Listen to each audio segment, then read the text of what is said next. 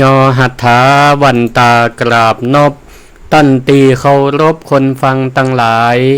ญาติปีน้องเปื่อนป้องสหายสาระบรรยายมีหลายบ่น้อยศิริธรรมกำเมืองจาริร่ำถ้อยขอเจิญฟังกอยเตอครับอูจวนม่วนใจบ่ได้ลี้ลับสำเนียงเสียงอันล้านนาอนุรักษ์ไว้เรื่องของภาษาเจิญมวลประชาตกเหนือออกใต้เฮามาปะกันทุกวันเฮือใดเวลา20:00 น.เปิดวิทยุเฟซบุ๊กฮือเห็นเนอจีบานเย็นหนอเน่ามีหลายเลิศรถบดทวนกวนเก๋าจวนฮือละเมาเอาใจบ่น้อยตั้งโลกตั้งธรรมลำนำจ้าถอยมีหลายลีลาสาระศิริธรรมกำเมืองเอิ้นจาวาทะสดับกันได้นานายอาตมาข้านั้นจักได้ขยายข้อความบรรยายมดใส่เป่งป้อยเจิญฟังตะตัวเจ้าบัวกาบซอยบ่ฮือเสียอันเวลาขอเจิญฟังไปก่อนละนายเฮยขอยกมือ10 นิ้วถวายความนอบน้อมต่อองค์พระรัตนตรัยอันมีพระพุทธเจ้าพระธรรมเจ้าและพระสังฆเจ้า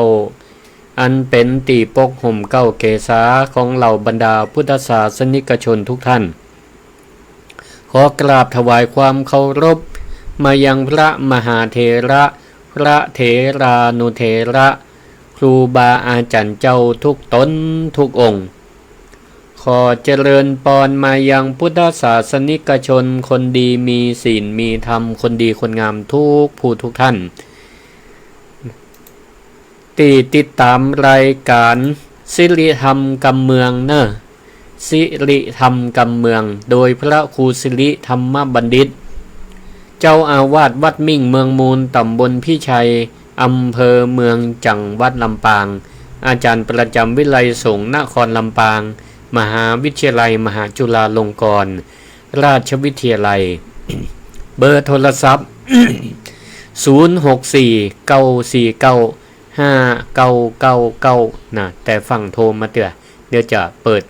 10 นาทีก่อนจบรายการจะฮื้อโทรแม่ลูนเนอร์จดไว้ก่อนก็เสียงที่ท่านรับฟังนี้ก็ได้ออกอากาศทางคลื่นสถานีวิทยุเครือข่ายวัดบรรพตสถิตคลื่นเครือข่ายคลื่นสีขาวเพื่อชาวประชาวัดบรรพตสถิตFM 106.50 เมกะเฮิรตซ์และก็นอกจากนั้นเป็นเครือข่ายคลื่นสีขาวหลายๆคลื่นหลายๆเครือข่ายซึ่งก็วันนี้โดยเมตตาธรรมของท่านอาจารย์พระครูอภิวัฒนวิกรมรองเจ้าคณะอำเภอดอยหล่อผู้อำนวยการสถานีคลื่นสีขาวเพื่อชาวประชาวัดปักตังเจริญอำเภอดอยหล่อจังหวัดเชียงใหม่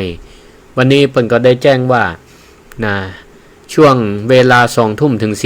4:00 ก็จะเกาะลิงก์สัญญาณรายการธรรมะจากวัดบรรพตสถิต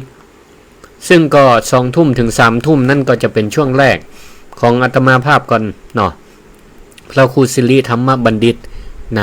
ออกรายการ 20:00 ถึง 3:00 ก่อนแล้วหลังจากนั้น 3:00 ถึง 4:00 ก็มาฟังน้ำเลียงเสียงธรรมจากท่านเสน่ห์กาหลงท่านเสน่ห์กาหลงก็วันนี้ทุกวันศุกร์ถ้ารายการศิริธรรมกำเมืองนี่ก็จะพบปะศรัทธาญาติโยมท่านผู้ฟังทุกวันศุกร์กับวันติด ในเวลา 20:00 ถึง 3:00 นี่วันศุกร์ถ้าวันติดนี่จะออก 3:00 ถึง 4:00 ส่วนวันพุธแม่เจ้าแหมรอบหนึ่งไผลูกเจ้าตี 5 ถึง 6 โมง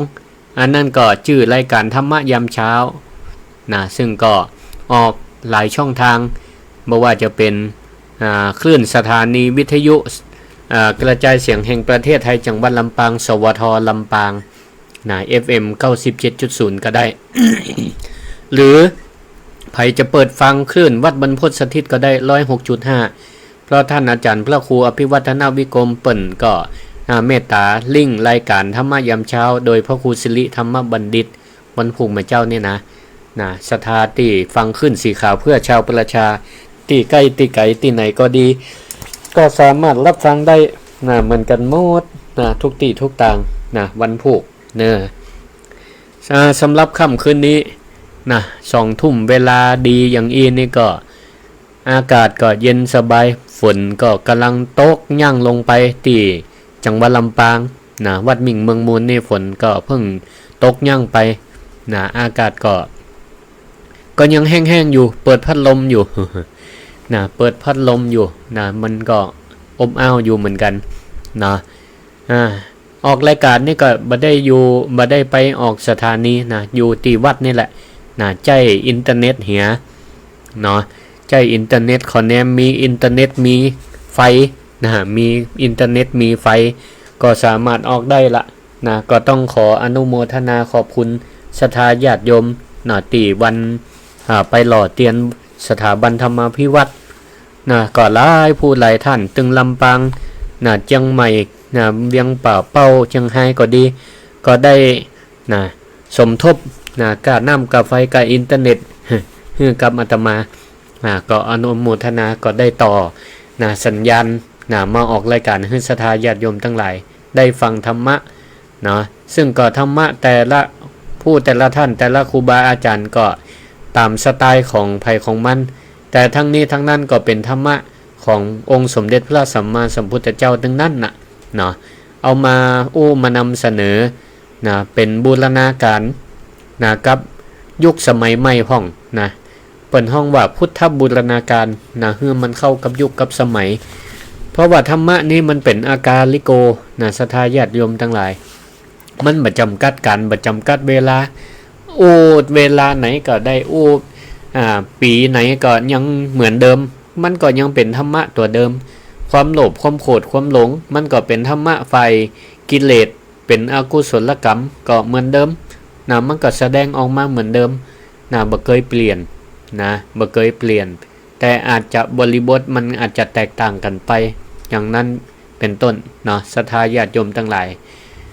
ก็แต่วันนี้ก็ศรัทธาญาติโยมท่านทั้งหลายก็คงได้ติดตามนะรับฟังรับชมข่าวซึ่งก็เป็นข่าวตีหน้าสลดใจอยู่เหมือนกันนะที่จังหวัดแห่งหนึ่งแล้วกันเนาะซึ่งก็บ่ปิดก็ได้นาก็เพิ่นก็แพร่ภาพแพร่ข่าวไปนะจังหวัดมุกดาหารซึ่งก็มีพระสงฆ์องค์เจ้านะ40 กว่าตนก็หาเพิ่นเดินนะจาริกที่จริงเพิ่นห้องว่าเดินธรรมจาริกนะเดินจาริกธรรมแสวงบุญถ้าสมัยพุทธกาลเพิ่นห้องว่าเดินจาริกนะเพราะปรากฏอยู่ในพระไตรปิฎกที่พระพุทธเจ้าตรัสสอนภิกษุทั้งหลายว่าเธอจงเที่ยวไปนะเธอจงเที่ยวไปนะเพื่อประกาศซึ่งพรหมจรรย์หรอเปิ่นก็ใจจรติภิกขเวนะจงเที่ยวไปสู่ที่จาริกเนาะแต่คนท่านทั้งหลายเฮาน่ะมักจะใจรวบรัด ว่านั้นตัวเจ้าทุดงค์เนาะพระทุดงค์เนี่ยแต่ที่จริงแล้วความหมายมันจะบ่ตรงประเด็นสักต่อใดเดี๋ยวเฮาก็มาฟังคำขยายแล้วกันคือแต่ว่านี่ก็เกิดเหตุการณ์ที่บ่คาดฝันนะละอ่อนอายุนะยังบ่บรรลุนิติภาวะหยังเตื้อนะแต่ขับรถได้ขับรถปิกอัพปรากฏว่านะมาปุ่งจนนะพระตีเปิ้นกำลังเดินนะจาริกไปตีแห่งหนึ่งเดินเป็นเส้นเป็นสายนะเดินเลนขวามือก็คือเลนตังที่รถวิ่งมานั่นแหละวิ่งสวนมาก็ปรากฏว่านะก็ได้เฉียวชนนะจนพระเปิ้นก็ได้มรณภาพนะไปนะประมาณ10 ตนแล้วก็หานะแล้วก็บาดเจ็บตัวเนาะซึ่งก็ข่าวนี้ก็นะเนี่ยศรัทธาพุทธศาสนิกชนทั้งหลายก็เกิดความวิตกกังวลตกอกตกใจนะหดหู่ใจนะสะเทือนใจกันแต่ก็เกิดการวิพากษ์วิจารณ์ไปอย่างกว้างขวางนะไปอย่างกว้างขวาง เพราะว่าอาจบางผ่องก็หันเหตุการณ์แล้วก็ไปโตดใส่คนจนเนาะผ่องก็โตดใส่ตู้เจ้าผ่องก็เนี่ยเป็นกระแสกันไปแต่อันนั้นก็อาจจะเป็นส่วนหนึ่งแต่ส่วนนักนี่อาตมาเจ้าว่าเฮาท่านทั้งหลายก็นึกเอ็นดูเนาะเอ็นดูสงสารพระสงฆ์องค์เจ้าว่าเปิ้นก็ตั้งอกตั้งใจไปจาริกเดินทางมันจะมีกรรมแห่งอันหนึ่งเป็นห้องว่าธรรมยาตราธรรมยาตรานี่ก็คือเป็นการเดินเพื่อเส้นทางธรรมเพื่อไปสู่จุดหมายปลายทางที่ใดที่หนึ่งอย่างเอี้ยเปิ้นก็มีความตั้งอกตั้งใจกันเดียแต่ก็มาที่จะมาเกิดเหตุจะอีที่นี่ศรัทธาญาติโยมทั้งหลายบัดเดี๋ยวเนี่ยข่าวสารมันเวยเนาะแต่ก่อนนี้ถ้าฟังกับวิทยุพอกับโทรทัศน์บัดเดี๋ยวเนี่ยตามหน้าโทรศัพท์ศรัทธาญาติโยมทั้งหลายก็สามารถติดตามข่าวสารได้สามารถติดตามไม่กระทั่งว่าบัดเดี๋ยวนี้เป็นจะได้พ่องพระสงฆ์องค์เจ้าเปิ้นก็ตีเปิ้นมาบาดเจ็บก็มีก็ได้รับการรักษาตีเปิ้นบ่เป็นหยังก็อยู่ที่วัดก็ได้รับการดูแลกันไปตีมรณภาพนั่นกับบาดเจ็บนั่นก็ได้รับพระมหากรุณาธิคุณจากพระบาทสมเด็จพระเจ้าอยู่หัวส่วนฝ่ายสงฆ์ก็ได้รับพระกรุณาจากสมเด็จพระสังฆราชสกลมหาสังฆปรินายก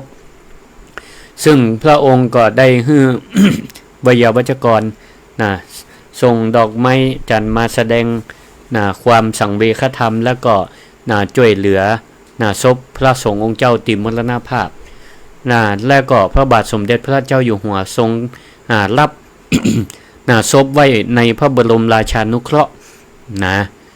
เป็นกรณีพิเศษส่วนพระสงฆ์ที่บาดเจ็บทั้งหลาย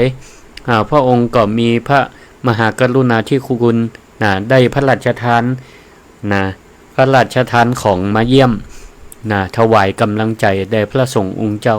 ทั้งหลายอันเนี้ยนับเป็นพระมหากรุณาธิคุณ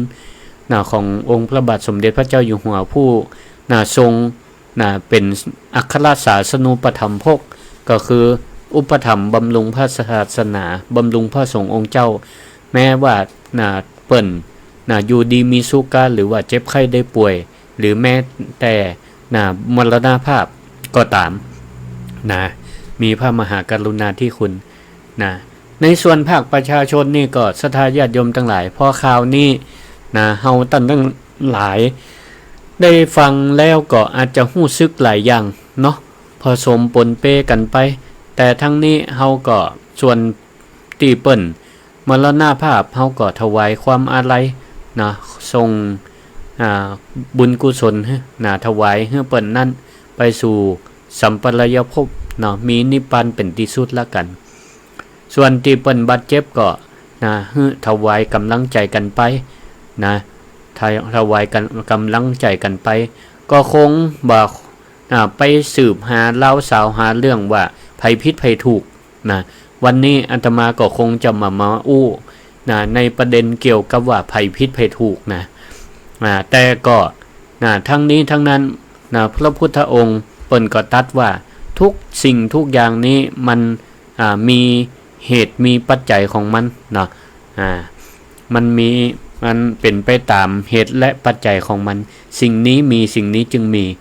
มันมีเหตุของมันแล้วก็มีผลของมันอยู่ละกันแล้วก็เป็นเรื่องของสติ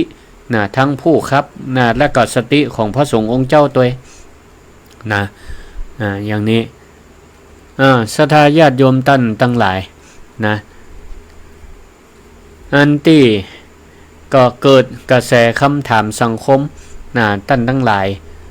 มีหลายเรื่องหลายอย่างพ่องก็ว่าการที่พระสงฆ์องค์เจ้ามาเดินเรียงแถวกันริมถนนหนทางหลวงที่มีรถวิ่งควักไฟอย่างเนี้ยตกลงว่ามันเป็นการเดินธุดงค์ที่ถูกต้องตามหลักพุทธบัญญัติก่อนอันนี้เนี่ยหลายคน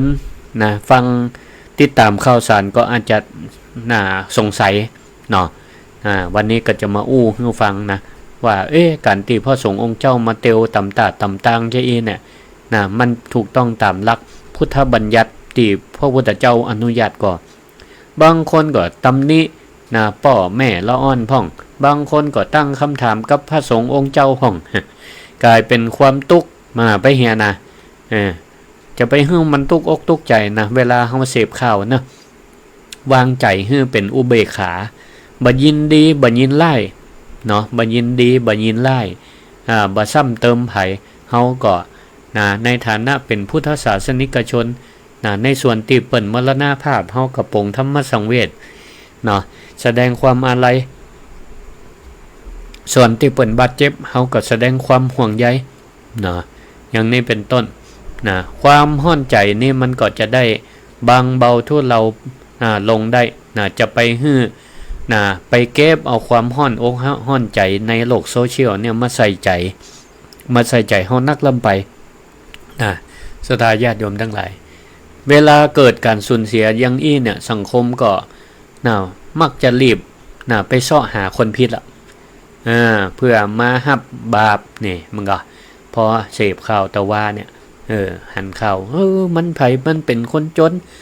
แล้วที่นี่พอละอ่อนจนก็ไปว่าละอ่อนจะติดคอกก็ผิดกฎหมายก็พ่อแม่จะโดนยับก่ออย่างปุ่นนะเนี่ยเฮาก็มักจะมุ่งเป้าไปเรื่องเกี่ยวกับผลของการกระทำพระพุทธเจ้าทรงสอนให้เฮาทั้งหลายพอหาเหตุปัจจัยให้ใจปัญญาพิจารณาเอาเนาะให้เป็นอุทาหรณ์สอนใจเอากะว่าเหตุการณ์จะเนี่ยมันข้างต่อไปมันก็ต้องระมัดระวังให้หนักขึ้นนะทั้งฝ่ายผู้ปกครองทั้งพ่อทั้งแม่ก็ต้องระมัดระวังกำชับกำชาดูแลลูกเต้าเราหลานให้ดีเนาะส่วนพระสงฆ์องค์เจ้าตียังจะต้องเดินจาริกไปเพื่อการทุดงเพื่อประพฤติวัดเป็นห้องว่าทุดงเนี่ยมันเป็นการประพฤติปฏิบัติเพื่อสลัดออกจากกิเลสเนาะสลัดออกจากกิเลสอันนั้นเป็นห้องว่าประพฤติทุดงเดี๋ยวก็จะได้ต่อไปต่อไปพระสงฆ์องค์เจ้าก็ต้องระมัดระวังขึ้นเนาะอันที่จริงแล้วเรื่องเกี่ยวกับรถจนพระสงฆ์องค์เจ้านี่ก็บ่ใจมีครั้งนี้ครั้งแรกเนาะมีอยู่ทุกเมื่อเจอวันยกตัวอย่างเช่นการตีพระสงฆ์องค์เจ้าออกเตียวบิณฑบาตแม่เจ้าเนี่ยก็โดนรถปัดรถเฉียวรถจนก็มีหลายตีหลายตังมันตึงเลี่ยงบ่ได้เนาะมันตึงเลี่ยงบ่ได้จะไปว่าตัวเจ้าจะไปเตียวอย่างบนถนนหนทางจ้านตีอื่นมีดีมีฮือเตียวขับคิดเข้าข่อยยังบ่เตียวมันก็มีเหตุมีผลของเปิ้นอยู่เดี๋ยวเฮาก็ลองมาฟังแล้วพอแล้วกัน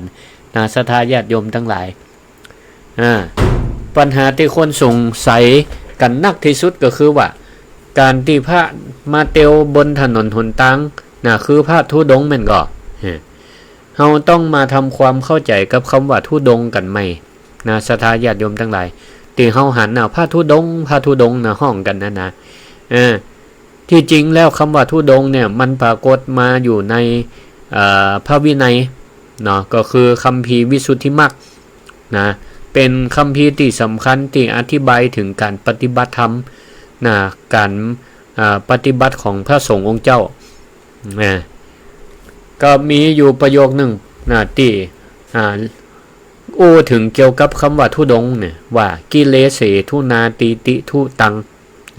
ทุตัสสะอังคังทุตังคังแปลความว่าจะได้หมายความว่าสภาวะธรรมใดที่กำจัดสะบัดทิ้งซึ่งกิเลส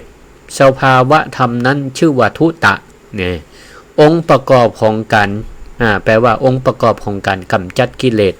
สิ่งนั้นเรียกว่าธุดงค์ศรัทธาญาติโยมทั้งหลายเพราะฉะนั้นธุดงค์เนี่ยแปลว่าเครื่องมือในการกำจัดกิเลสเครื่องมือในการสลัดออกซึ่งกิเลสฟังดีเนอะศรัทธาญาติโยมทั้งหลายคำว่าธุดงค์เนี่ยลากศัพท์บ่ได้แปลว่าการเดินบ่ได้แปลว่าการเดินและก็บ่ได้แปลว่าการเตียวทางไกลพ่องหันทุเจ้าเตียวตำตาตำตังถึงว่าพระธุดงค์ค ความจริงแล้วคำว่าทุดงค์นี่คือการสะบัดทิ้งซึ่งกิเลสเหมือนกับเปิ้นอุปมาเหมือนกับหมาตกน้ำพอมันขึ้นจากฝั่งมันก็รีบสะบัดขนคือน้ำมันสะเด็นออกไปอันนี้ฉันใดจิตใจเฮาก็เหมือนกันเวลาเฮาจมลงในน้ำคือกิเลสจมลงไปในความโลภความโกรธความหลงโลภะโทสะโมหะทุดงค์คือข้อปฏิบัติมันเป็นข้อปฏิบัติพิเศษที่พระพุทธเจ้าทรงอนุญาตให้ตัวเจ้าทั้งหลายนำไปปฏิบัติเพื่อเนี่ยอย่างเพื่อเป็นการสะบัด สะบัดให้ออกจากความสะบัดความสะดวกสบายให้มันออกไปจากใจก็คือสะบัดกิเลสนั่นแหละการที่ประพฤติทุดงค์เนี่ยก็คือเป็นการสละซึ่งการติดสุขเปิ้นมาฮื้อตัวเจ้าติดสุขลำไปเปิ้นก็เลยกำหนดทุดงค์นั้นมีอยู่ทั้งหมดอยู่13ข้อด้วยกันศรัทธาญาติโยมทั้งหลาย13ข้อนั้นมีอย่างพ่องทุดงค์13ข้อก็มันมีอยู่ทั้งหมดกี่หมวด3หมวดด้วยกัน4หมวดมี4หมวดด้วยกันหมวดที่1นี่มันว่าด้วยเรื่องเครื่องนุ่งห่มเครื่องนุ่งห่มข้อที่1ก็คือว่าพระพุทธเจ้าอนุญาตให้พระสงฆ์นั้นได้นุ่งห่มผ้าบังสุกุลจีวรเป็นวัดก็คือการไปเก็บเอาผ้าสมัยก่อนเนี่ยผ้านี่มันหายากเนาะตกตำป่าจ้าตำตาตำตางเป็นผ้าที่บ่มีเจ้าของหรือปังสุกุลแปลว่าผ้าเปื้อนฝุ่นที่มันตกเหี่ยหายยานเนี่ยพระพุทธเจ้าอนุญาตให้พระสงฆ์องค์เจ้าไปเก็บมาได้ไปเก็บมาแล้วก็เอามาซักมาย่อมมันยิบให้มันเป็นจีวรและเพื่อเอามาใจเองคือบ่ฮับผ้าติยมเอามาถวายนี่อันเนี้ยคือข้อที่1การประพฤติทุดงค์เพราะการทำเจอีเนี่ยเหมือนก็คือเป็นการที่ให้พระสงฆ์เนี่ยเสาะหาผ้าเองบัดติดสบายที่ว่ารอศรัทธาเอามาตันมาถวายส่วนข้อที่2การประพฤติทุดงค์ข้อที่2ก็คือการใจผ้าแค่3ผืนการใจผ้าแค่3ผืนก็คือผ้าไตรจีวรมีชุดเดียวบางพ่องตัวเจ้าเปิ่นสมทานขอใจผ้าชุดเดียวเตี้ยมีผ้าอย่างพ่องผ้านุ่งผ้าสบง2ผ้าจีวรคือผ้าห่ม3ผ้าสังคติก็คือผ้าซ่อนผ้าปาดเนี่ยเฮืมพระสงฆ์องค์เจ้าสมทานทุดงค์ข้อนี้ก็คือใจผ้าแค่3ผืนตัวอีกดำเปิ้นจะบ่ใจบ่มีบ่สะสมผ้าสำรองไว้เลยบ่สะสมผ้าสำรองก็มีก็เหมือนกับศรัทธาญาติโยมทั้งหลายจะถือทุดงค์จะอีกก็ได้ก็คือแสดงความสันโดษก็หมายความว่ามีเสื้อผ้าอยู่เต็มตู้แต่บ่ฮู้จะใส่อันใดก็เลยยึดถือทุดงค์หมวดนี้เอาไว้ฮู้จักพอเพียงมีแค่ไหนใจแค่นั้นบางผ่องศรัทธาเปิ้นชื่อหยังหลายผืนล่ำเหลือใจกำผืนกำผืนกำชุด2ชุดกะ3ชุดกะหมอกให้มันได้พัดเปลี่ยนก็พอถ้ามันพุดมันขาดก็ซื้อใหม่อันนี้คือบ่ยึดติดกับแฟชั่นส่วนหมวดที่2เนี่ยก็คืออาหารการกินว่าด้วยเรื่องอาหารการกินก็คือของพระสงฆ์ก็คือการบิณฑบาตการบิณฑบาตนี่ก็เพื่อมุ่งขจัดการยึดติดในรสชาติบางพ่องก็ตัวเจ้าที่เปิ้นเต้วบิณฑบาตเนี่ยที่เปิ้นถือทุดงค์เนี่ยเปิ้นยึดข้อ3ก็คือถือบิณฑบาตเป็นวัดบิณฑบาตเป็นกิจวัตรก็หมายความว่าเดินไปต่ำบ้านต่างๆเดินไปต่ำบ้านต่างๆเปิ้นใส่บาตรก็รับเปิ้นบ่ใส่ก็เตียวไปจะเอี้ยบ่รับกิจนิมนต์บ่ไปงานนิมนต์ต่ำบ้านต่ำจองต่ำงานบุญติญาติโยมนิมนต์นี่อันนี้เปิ้นบ่รับบางพ่องถือที่ทุดงค์ข้อนี้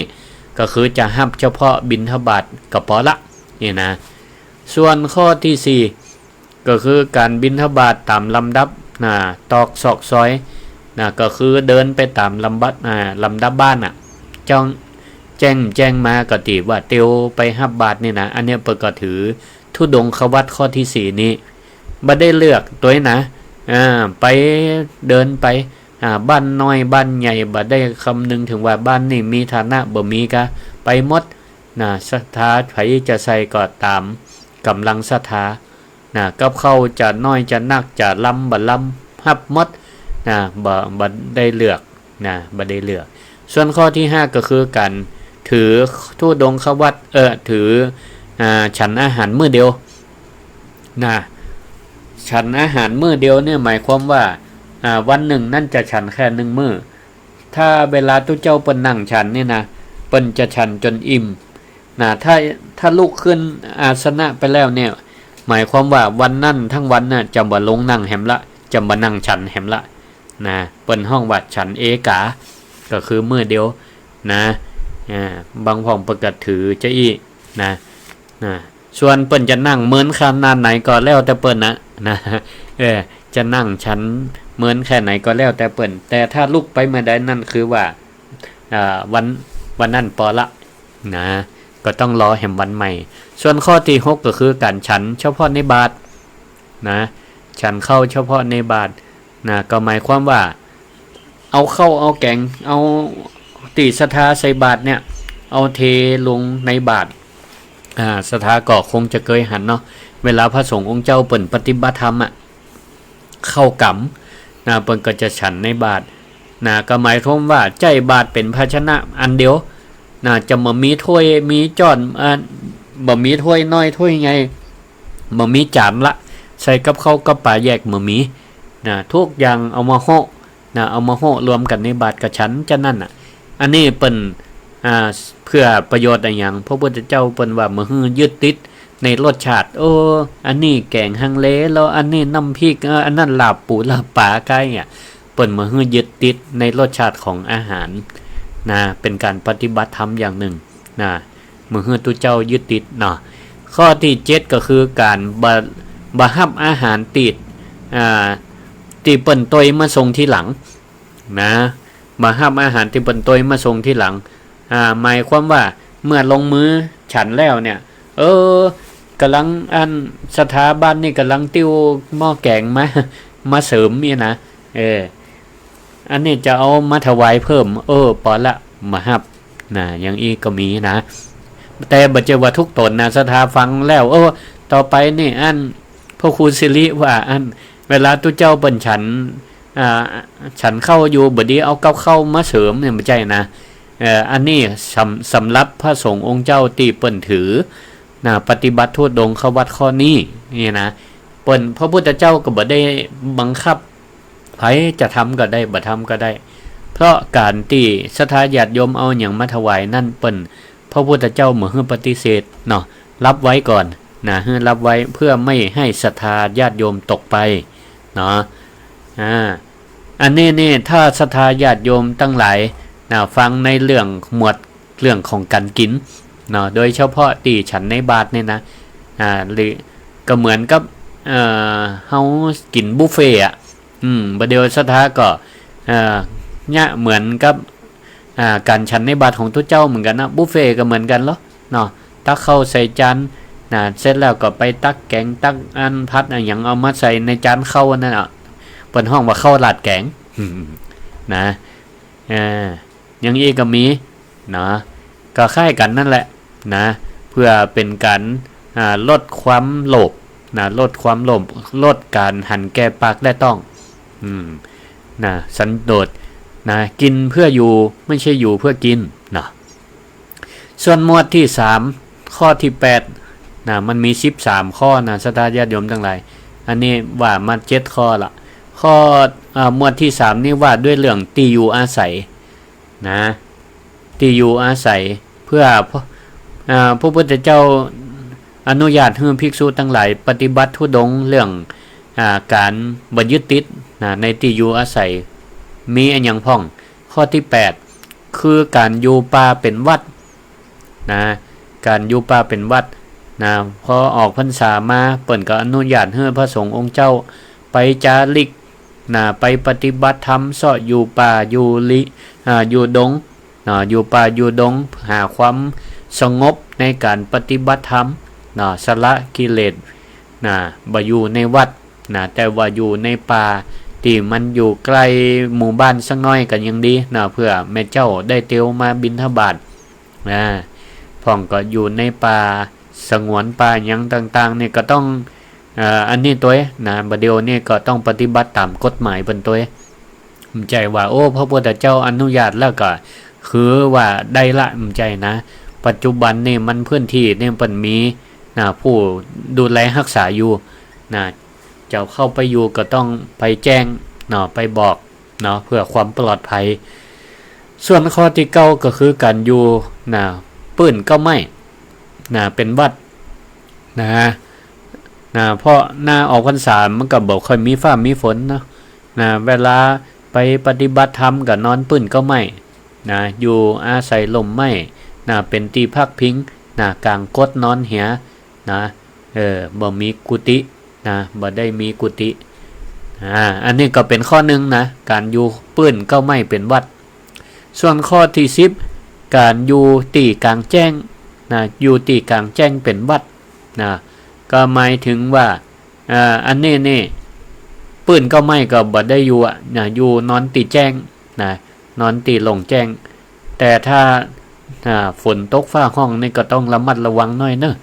เพราะว่ามนุษย์คนเฮาเนี่ยมันชื้นนะเปิ้นว่ามันเป็นสื่อน้ำสื่อน้ำเวลาฟ้ามันลงเนี่ยมันจะจังพาได้นะเปิ้นว่าเวลาถ้าฝนตกฟ้าห้องนี่เฮือรีบเข้าตีมุงบังก็คือเข้าบ้านนะบัดนี้ไปอยู่ปื้นเก้าไม้ก็ยิ่งเป็นสื่อน้ำนะเป็นสื่อน้ำไฟบัดนี้ปื้นตูมห้างก็บดีเหมือนกันเพราะว่ามันเป็นตีลงนะมันต้องมีตีมกำบังตัวนะอันนี้ก็ระมัดระวังตัวนะถึงแม้ว่ามันจะเป็นการปฏิบัติทุดงข้อหนึ่งก็ตามนะก็ต้องดูแวดล้อมตัวเนาะข้อที่11ก็คือการอยู่ป่าจ้าเป็นวัดนะการอยู่ป่าจ้าเป็นวัดก็หมายความว่าไปนอนอยู่ตามป่าจ้านะเพื่อการพิจารณานะเวลาเปิ่นมีการเผาศพเผาซากก็ไปพิจารณาอสุภกรรมฐานแล้วก็เป็นการขจัดความกลัวนะผ่องกลัวผีกลัวอย่างต่างๆเนี่ยไปฝึก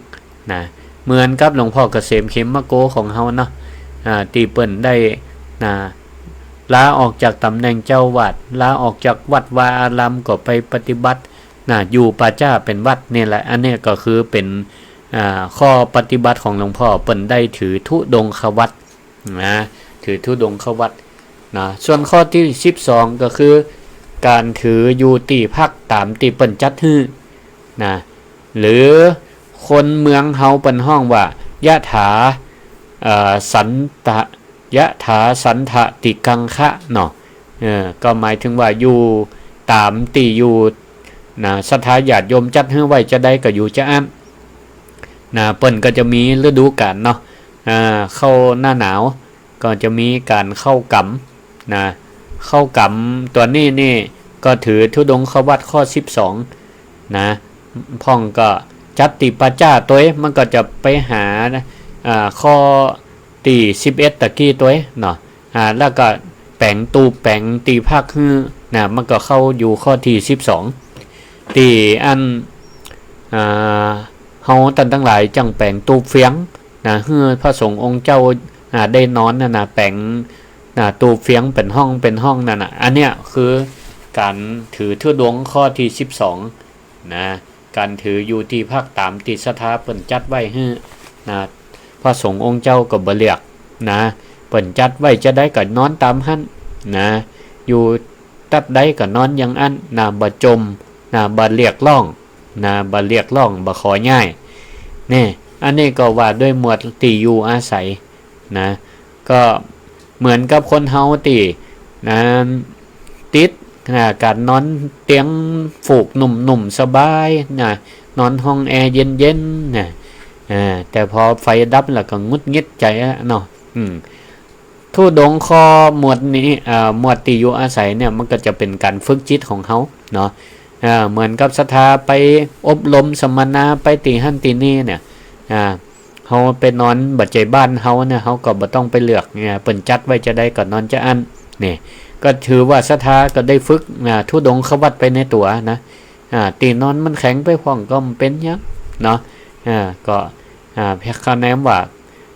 ใจเฮาเนี่ยมันปล่อยวางใจเฮามีความสงบบ่ยึดติดได้เนี่ยเป็นใจได้ส่วนข้อสุดท้ายข้อที่13นี่มันเป็นหมวดความเพียรนะหมวดความเพียรก็คือมุ่งขจัดความเกียจข้านนะก็ถือนะการอย่างข้อ13เนี่ยการปฏิบัติธรรมตีเข่งนะคือการนั่งนะในสัตว์ชิกังค่าก็คือการถืออิริยาบถยืนเดินนั่งนะแต่มานอนอิริยาบถมี4อย่างที่เฮาทั้งหลายทุกวันนี่นะทำอยู่เนาะมันจะมีอย่างยืนเดินนั่งนอนนะยืนเดินนั่งนอนแต่พระสงฆ์ที่เพิ่นถือธุดงค์ข้อสุดท้ายนี่เพิ่นถือแค่อิริยาบถ3ยืนนะเดินนั่งนะแต่บ่นอนนะบ่ยอมเอ็นไก่นอนนะตลอดทั้งคืนทั้งวันนะก็มีอยู่นะในเรื่องอดีตนะพระจักขุบาลน่ะพระจักขุบาลนี่ก็ถืออิริยาบถ3น่ะเข้าพรรษาตลอด3เดือนบ่นอนนั่งสมาธิเดินจงกรมอย่างเดียวบ่นอนจนสุดท้ายเมื่อบ่ได้นอนก็ตาเปิ้นอักเสบพอตาอักเสบเหมือนเข้าก็เป็นตาบ่หันไปเหียสุดท้ายก็เมื่อตาบอดก็ได้บรรลุธรรมบรรลุเป็นพระอรหันต์ในวันนั้นเลยนี่คือ13ข้อที่ว่ามาทั้งหมดนี่ศรัทธาญาติโยมทั้งหลายพระสงฆ์องค์เจ้าเวลาออกพรรษาลาพระเจ้าแล้วเนี่ยเปิ้นก็จะไปเนาะจะไปยังตีต่างๆอย่างเอี้ยเพื่อยังไปปฏิบัติธุดงค์แต่ในระหว่างที่เดินบ่ได้หมายถึงว่าเปิ้นเดินธุดงค์บ่ใจเพราะ13ข้อที่ศรัทธาฟังมาแล้วเนี่ยมันบ่มีคำว่าพระพุทธเจ้าอนุญาตให้ภิกษุทั้งหลายเดินถือว่าเป็นการธุดงค์บ่ใจแต่ แต่มันเป็นการไปเนาะมันเป็นการจาริกเป็นห้องว่าเป็นการจาริกไปเพื่อการทำปฏิบัติธุดงค์เพื่อการสลัดออกซึ่งกิเลสและการในระหว่างการเดินเนี่ย ในสมัยพุทธกาลประกาศเนี่ยเยอะๆเนาะมันก็ต่างกันเพียงแต่ว่าในสมัยพุทธกาลเนี่ยมันต่างถนนหนทางมันยางบ่ต้อยมันจะมีหรอรถก็บ่จะมีเนาะมีก็ตั้งล้อตั้งคนเตียวตั้งสัตว์เตียวสมัยก่อนก็เดินกันจะอันถามว่าอุบัติเหตุมันมีมันก็มี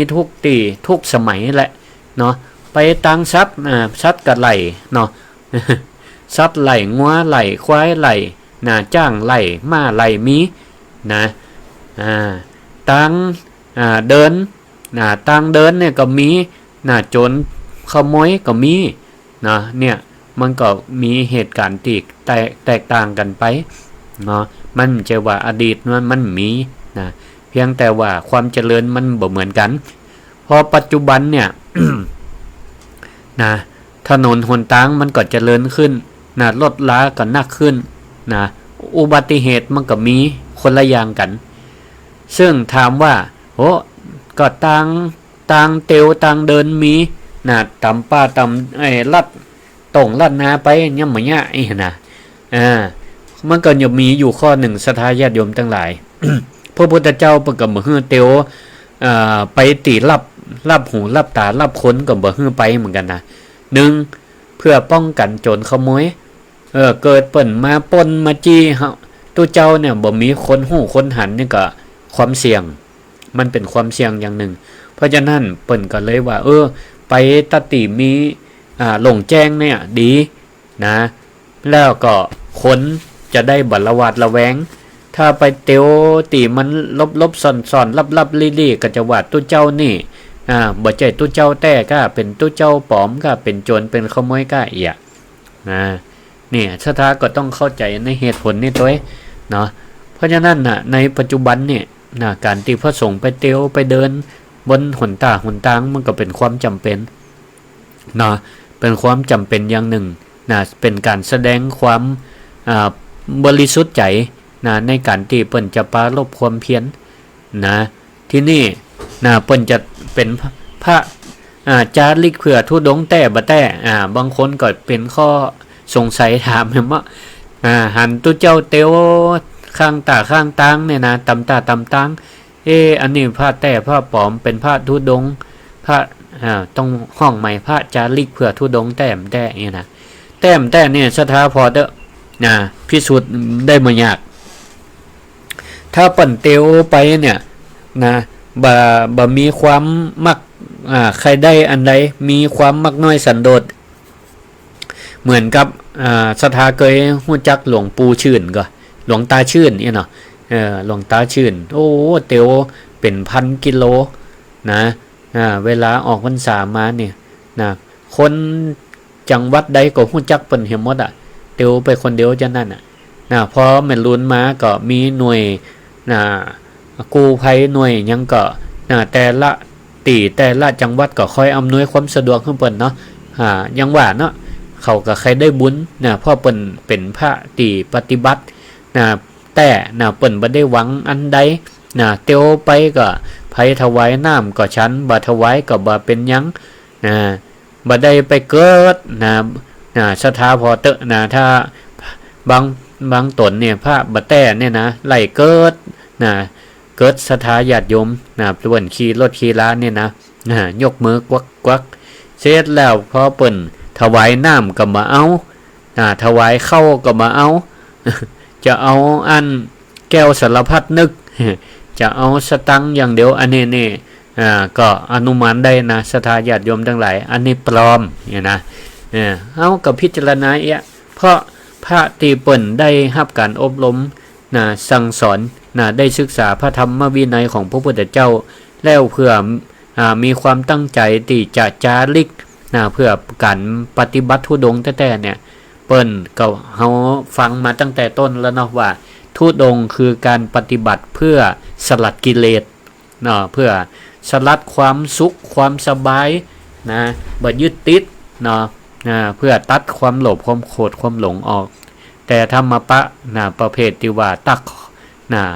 ขออันนั้นอันนี้เนี่ยก็บ่ได้บ่ใจละเนาะที่นี่มันก็เป็นความเสี่ยงอย่างหนึ่งเนาะการที่พระสงฆ์องค์เจ้าเดินเนี่ยแต่ก็ยังจะได้สถาญาติโยมทั้งหลายเหตุการณ์อย่างวัตวาเนี่ยพมันก็บ่ใครเกิดหรอกถามว่าพระสงฆ์องค์เจ้าที่เปิ้นเดินจาริกจะเอี่ยมเนี่ยมีก็สมัยก่อนก็ตึงมีอย่างอาจารย์พระมหาสมชาติในปีหนึ่งเนี่ยเปิ้นก็มีความปรารภความเพียร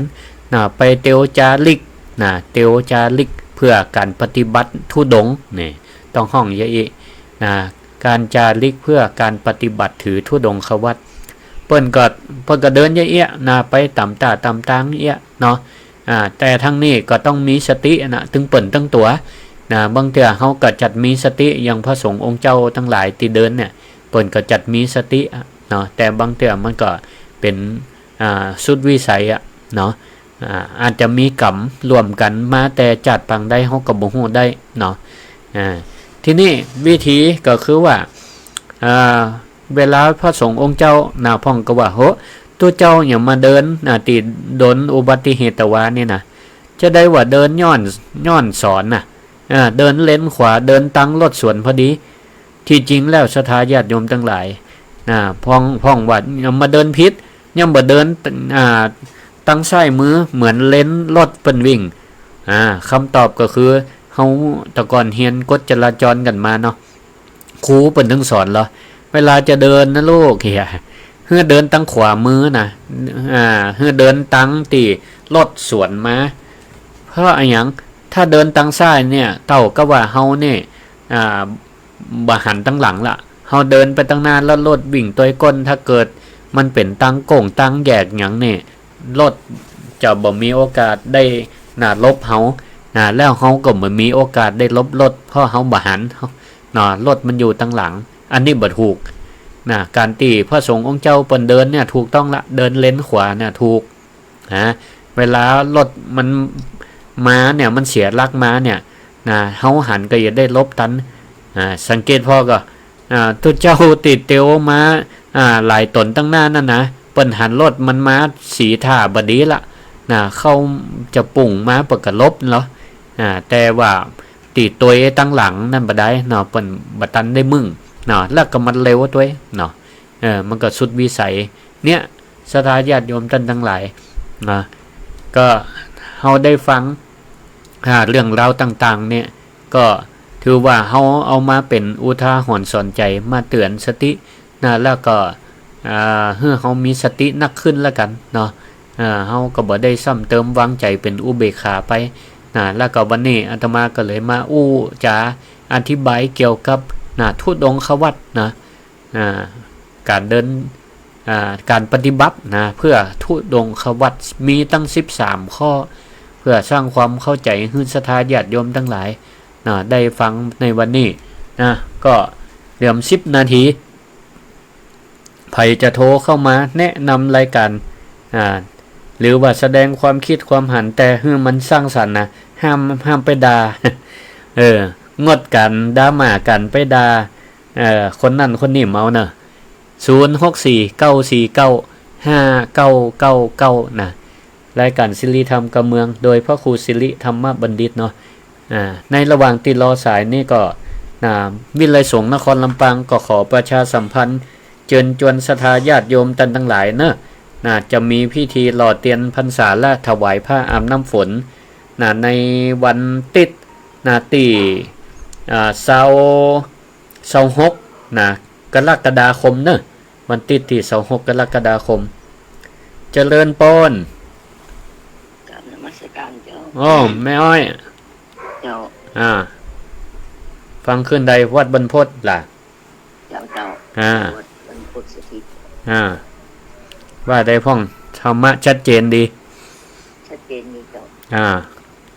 เข้าใจดีเนาะเข้าใจดีสาธุเนี่ยขนมเรียบร้อยเตรียมขายมันหุงเนาะว่าเนี่ยขนมเรียบร้อยเนาะเนี่ยเรียบร้อยยังเรียบร้อยเดี๋ยวดีละเนี่ยขนมธรรมะเท่าขนมบุญจะได้ล้ำขายมวนๆเนอะสาธุดีละต้มเลยครับยังหายต้มอยู่ก็วิไลสงฆ์จะรอเตียนพรรษาประจำปีนะไปร่วมกันวันที่28ไปยังเงี้ยแล้วว่าจะไปยังไงเอาขนมไปเลี้ยงตัวขนมไปเลี้ยงลงทานตัวนะนั่นเนาะมันบอกว่าจะไปไผจวนกันหลายๆมีเวลาอยู่นะสาธุนะมึงกันบวรวิกว่ามึงกันบวรวิกครับทีเนี้ยอู้กันเลยนะสาธุเจริญพรนะแม่นะ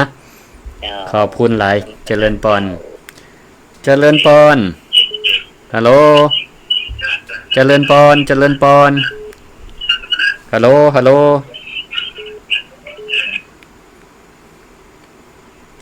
เจริญพรรับสายแล้วแม่นิตยาสาธุฟังตลอด13ข้อเลยนะสาธุอนุโมทนาเข้าใจดีเนาะเข้าใจดีละขอบคุณมากเจริญพรเจริญพรแม่ศรีกูลกลับมาช้า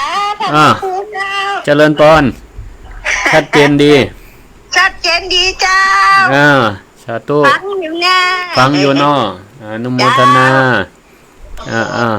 เป็นกำลังใจให้เจ้าขอบคุณหลายจวนกันไปรอเตียนเนอสาธุ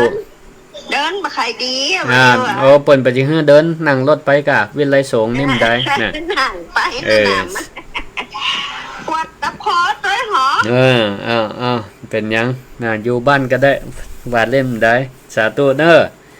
อ่า สาธุสา อ่า ธุ ตัวมาไปกับฝากหอมเอาก็ได้เจริญปอน จ้า อ่าเจริญปอน เจริญปอน อ้าว แฟนพันธุ์แท้ฟังขึ้นวัดไฟหินเนาะ ขึ้น104 วัดไฟหินอ๋อ ครับ ชัดเจนดีทั้งพ้น วันนี้อย่างท่านเปลี่ยนเป็นวันละกะบอก ฮะ วันพูดละกะ บัดเดียวอันออกวันศุกร์แต่ว่าวันศุกร์นี่อันกูเตียออกวัดบรรพตนะขึ้นวัดบรรพตแล้ววันนี้เปิ้นอันลิงไปหาขึ้นสีขาวตัวเองกะเนาะ อ๋อ นั่นแหละครับผมต้องหาเนี่ยน้องต้องหาท่านน่ะ ยังเปิ้นเล่นรับลี่กันเนี่ยกันเนาะ แม่ก็โอ้เนาะ ดีใจแล้วกันเนาะชอบป้าละ โอ้ เฮ้ ม่วนดีครับท่านออกรายการละเทศนี่นะม่วนมากเลยครับเนาะ สาธุขอบคุณมากขอบคุณมาก โจะดีอะครับเนาะเราธรรมะอย่างต่างๆเนี่ยเนาะครับ สาธุขอบคุณเนอะ ขอบคุณกำลังใจท่านนะครับ เจริญปอน นมัสการครับ เจริญปอน จ้าท่านพระครูนี่แม่บังคับฟังอยู่นะเจ้า ฟังตั้งได้แม่ มาฟังจากมาพูดฝั่งเจ้า น้ำบ่อสาวา ฟังมาแต่เจ้าละว่าที่ท่านว่าท่านพระครูว่าที่ทุกตอนที่พ้นตายนะมันเป็นพุทธกรรมทุกกันเนาะ แม่น จากก่อนพ้นเดี๋ยวเราสร้างเพื่อกับดอนผู้นั้น เอ เนาะ อ โอ้ย นั่ เนาะ นน่ะ แล้วเดี๋ยวนี้กับวันได้ใช้กรรมมื่อดอนนั้นมันเป็นพวกกรรมมาพวกนี้แหมเนาะ นั่นนะกะ กำลังทันกำลังใจท่านพระครูนะเจ้า สาธุเนอะขอบคุณเนอะ มาโดมมันมาได้ยินมาเดียวเจ้าฟังเตรียมมันได้วิดีโออย่าง สาธุ ของได้รุ่นนี้ ขอบคุณหลายเนอะอยู่ดีมีสุข เจ้ากำลังใจนะเจ้า อยู่ดีมีสุขเจริญปอน ไปตาเจ้า แม่น้อยเจริญปอน แม่น้อยจะถูกนะ ได้ยินชัดเจนอาทิตย์กันดีน้องใกล้เนาะ สาธุเนอะชัดเจนดี แม่ก็ฟังอยู่ ขอบคุณหลายๆขอบคุณหลายๆติดตามเนอะอยู่ดีมีสุขเจริญปอนครับครับ เจริญปอนไผก็ นี่ครับอยู่นี่ครับ ป้อหยัง พ่อหมวก ป้อหมวกฟังตั้งใด ฟังจากชุมชนคนเมืองนี้ครับวัดพระธาตุพระดวงครับ เมืองลี่กะ ครับนี่ครับ สาธุชัดเจนดี ครับ ขอบคุณกำลังโทรมาใหม่เนาะ ครับกำลังโทรมาบ่อยวันที่วันทุกโทรทุกวันแต่นั่นแหละ รายการซิริธรรมนี่โทรมาแต่แรกก็เนี่ยป้อหมวกเนาะ ครับ สาธุขอบคุณหลายโทรมาแหมเนอะแต่หน้าเนอะขอบคุณอยู่ดีมีสุข ครับ เจริญปอน เจ้าแก่บริษัทเจ้า แม่หยัง พระครู แม่ซุกแก้ว นั่นศิลปรศิลปีนั่นหูหลับปุนเนอร์ สาธุ ฟังชัดเจนดีเนอร์ขึ้น 98.7 เนอร์ ห้วยตองซัก ห้วยตองซักจ้า สาธุขอบคุณหลายเนอะขอบคุณหลายเจริญปอน จัดตู้จ้า เจริญปอนเจริญปอน เริ่มก่อน แม่บรรเย็น นมัสการไว้เอาดันพระครู ติดแล้ว จำแม่บรรเย็นได้อยู่เนาะ ได้อยู่ ตะกี้ได้ยินกันว่าจะรอเตรียมตีมาไล่ส่ง วันติดที่26กรกฎาเนอะ เจ้าเดี๋ยวแม่อันก็หาโมไปเนาะ จนกันไปเนอะจนกันไป เดี๋ยวแม่กับปัญหาที่แล้วไป เดี๋ยว เนาะ จนกันไปรวมตั้งแต่9 โมงเป็นต้นไปเนอะ เจ้าวันนี้แม่จบเตือนแม่เหมาะแล้ววันนั้นน่ะ เดี๋ยวละอันนี้ที่วิไลสงฆ์ลำปางนะ เจ้า ไปปูจาเตียนปูจาผ้าอาบน้ำฝนกันได้เนอะสาธุขอบคุณหลายเนอะเจริญพร เจ้าติดจำได้ สาธุเจริญพร ไปช้ากับคุณเจ้า แม่หยังแม่เลือนกะ แม่เลี้ยงเป็นเจ้า วังเหนือเนาะชัดเจนดีเนาะฝนบ่ตกนะตรงพุ่นนะ เก็บเลยแม่ฝากกับห้องมันด้วยเด้ ดีละสาธุ กำลังใจครับคุณเนอะ ขอบคุณแม่เรียนเจริญปน จ้าสาธุจ้า เจริญปน เจ้าสาธุเจ้า แม่หยัง แม่น้อมตาจางเวียงหนองร่องเจ้า ละปูนเวียงหนองลองละปูนฟังขึ้นหยังแม่ ห้วยตองซัก ห้วยต่องซักนอชัดเจนดี เจ้าชัดเจนดีเจ้า เข้าใจดี เข้าใจดี สาธุดีละ ฝน ดี ต ละ กป่ะเจ้า บทตกเฮาตกไปตอนค่ำไปละตอนแรงไปละบั เจ้า ดเดี๋ยวนี้ อย่างเดียวกันเจ้า สาธุดีเนอะยินดี เจ้า อยู่ดีมีสุขเจริญปนเจริญปน ทำไมสารเจ้าท่านผู้ชม อ้าว บ่ บ่น แม่สายทองเจริญปน แม่แล้วจำได้ จำได้อยู่แหม ชัดเจนดีอันฟังลำบุญวีโอเจ้า อ๋อสาธุ ชัดเจนเจ้า ชัดเจนดี มากวันนี้โอ้เข้าใจดีเจ้า เข้าใจดีเนาะ เจ้า ดีละสาธุขอบคุณติดตามเนอะ สาธุ อยู่ดีมีสุขวันหุกมาเจ้าปะกันแฮมตี 5เนอะ ตีห้ากับเจ้า วันหุกรายการธรรมยามเจ้าเนอะตี 5เจริญปน จ้า สาธุเจ้ากับ เจริญปน มาสการท่านพระพุทธเจ้า แม่หยังก็ ก้อม แม่ก้อมบ้านแห่งใต้กะ แหงโยมแม่อยู่บ้านแหงเหนือ แห่งเหนืออำเภอเงาน่ะ เจ้า เนี่ย จังหวัดลำปาง ชัดเจนดีฮะ เจ้าชัดเจนดีเจ้าสงสารพระธุดงค์สิจะลีกนอก น่ากะ สถานะบุญโด